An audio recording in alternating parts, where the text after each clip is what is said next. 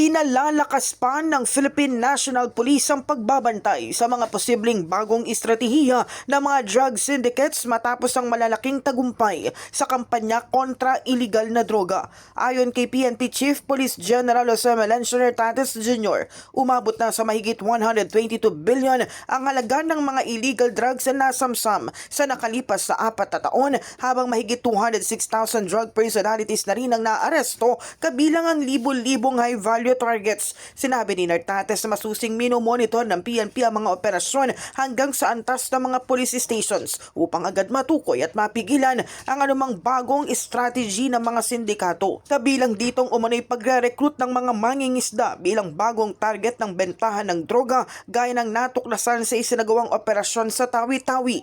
Dagdag pa ng PNP Chief, patuloy ding pinalalakas ang koordinasyon sa iba pang law enforcement agencies at mga international partners upang mapigilan ang drug trafficking at iba pang transnational crimes.